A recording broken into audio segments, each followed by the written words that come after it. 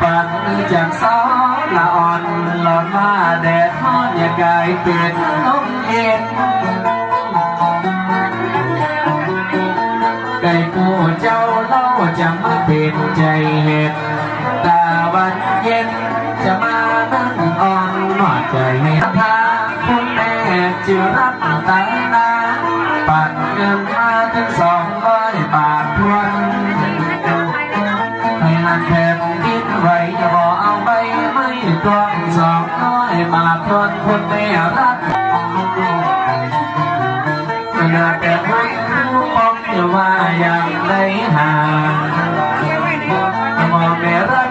ตาหน้าปัดมาจ้องมาสอหายสอหอมในวันนี้แล้ว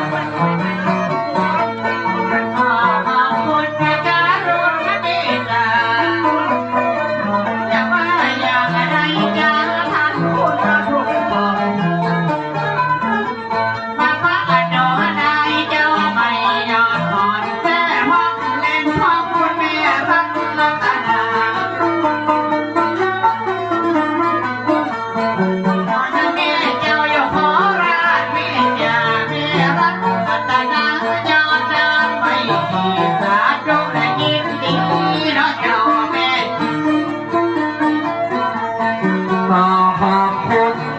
รักตาหน้าเปิดมาจากโคราช